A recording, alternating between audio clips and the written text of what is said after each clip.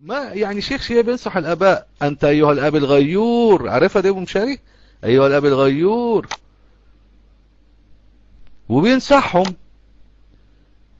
كانهم طالعين رحلة، يقول لك لما يروحوا يزوروا مقابر الضرائح الأئمة تجد ناس يصلي تهجد. طبعا اللي بيصلوا تهجد دول السنة. ضرائح ضرائح ضرائح، انتوا مخالفين ليه معايا كده؟ وأنت أيها الأب الغيور، ودول شو يسووا؟ شو اللي يصير؟ يتسكعوا في الطرق. المهم يعني احنا ملناش علاقة بالموضوع ده كله، ملناش علاقة بالموضوع ده كله. تلاقي ده واحد سامع لك المادة، راح جاي كاتب لك ايه يا اخوة؟ راح جاي كاتب اساءة لأم المؤمنين عائشة. سبحان الله. طب ايش دخل دلوقتي أم المؤمنين عائشة في الخيبة السوداء اللي انتوا فيها دي؟ وايه علاقتها؟ احنا يعني مش داخله في الحوار خالص، مش داخله في الحوار خالص. اسمه ايه هو الراجل ده؟ اسمه جعفر عبد الكريم. نعم. وانت ايها الاب الغيور. ما يختار حسب التقييم، قال خلاص الليلة الفلانية وانتهت المسألة. لابد يرجع الى اهل الخبرة، ويرجع لأهل الفهم، ويرجع لأهل المعرفة، حتى لا تقع فيما لا ينبغي. طيب يا اخوة لاحظوا الراجل ده بيتكلم من قلبه على فكرة، يعني عنده قضية، يعني بيتكلم بيدافع، يعني فعلا بينصحهم فعلا. حسيت انه بيتكلم من قلبه. زين، هذا الامر الاول.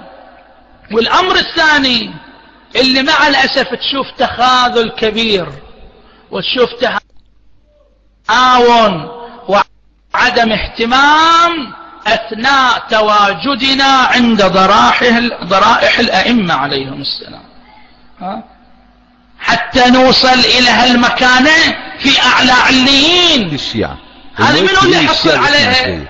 ما يحصلهاش زوار الايام دي ابدا. دينا عند ضرائح الائمة عليهم السلام، حتى نوصل الى هالمكانة في اعلى عليين. هذه منو اللي يحصل عليها؟ حصل عليها زوار هالايام، اسمحوا لي اقول. لا صراحة عندك حق. وين رايح؟ قالوا بنروح نزور النبي. زين تعال، انا شنو سويت لما رحت هناك؟ شو الواقع المرير اللي الان موجود مع الواحد ما يقدر يتحكى بكل شيء ترى على المنبر. خلي بالك ابو مشاري قال لك الواحد ما يقدر يتحكى بكل شيء على المنبر، يعني في حاجات هو طبعا ما يقدرش يقولها يعني.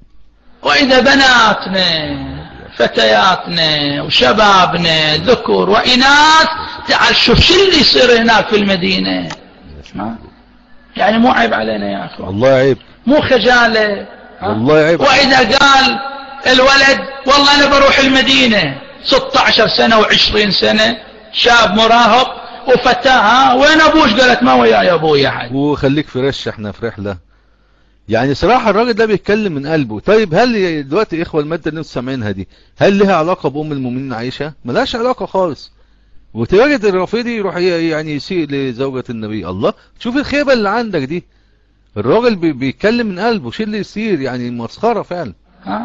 شو الواقع المرير اللي الان موجود مع الواحد ما يقدر يتحكى بكل شيء ترى على المنبر. صحيح عندك حق والله. واذا بناتنا فتياتنا وشبابنا ذكور واناث، تعال شوف شو اللي يصير هناك في المدينة.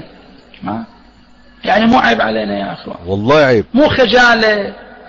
واذا قال الولد والله انا بروح المدينة 16 سنة و20 سنة، شاب مراهق وفتاها، وين ابوش؟ قالت ما وياي ابوي احد. واذا الفتاة بوحدها والشاب بوحده، واذا تعال اسمع شو اللي يصير.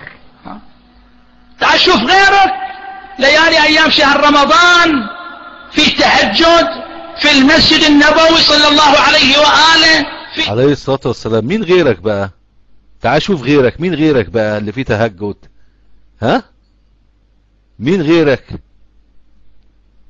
طب ما تقول لهم تعال شوف السنة بيصلوا وبيتهجدوا صلاة تهجد، يقول له تعال شوف غيرك فلان. زي موضوع فلان كده، فقال فلان تعال شوف غيرك. ليالي ايام شهر رمضان في تهجد في المسجد النبوي صلى الله عليه وآله في صلاة، واحنا وين شبابنا وبناتنا؟ الطرقات، سهر الى الصبح. اذن الصبح، شوفه كان صلى لو ما صلى، قول صلى، نام. متى يروح يزور؟ ماكو وقت للزيارة. اللي تعبه الزيارة هو، خلي بالك، بيقول لك نام متى يروح يزور. قول صلي نام متى يروح يزور، ماكو وقت للزيارة. في الأسواق، في الطرقات، للترشية. وبالتالي أقول أنا رحت زرت النبي صلى الله عليه وسلم، زرت الزهراء. مهم جدا. إلى متى بنظل على هالحالة؟ أنت أيها الأب، أنت أيها الغيور، لا تترك بناتك ولا بتكلم مين يا عم؟ بعد إيه؟ بعد إيه الكلام ده كله؟ ها؟ بعد إيه جاي أكلمهم دلوقتي؟ يا نهار أبيض، أبو يا غيور. الأب، أنت أيها الغيور، لا تترك بناتك ولا تترك أولادك. ها؟ كن معهم، وإذا رحت وياهم لابد كنت تتفقدهم. ها؟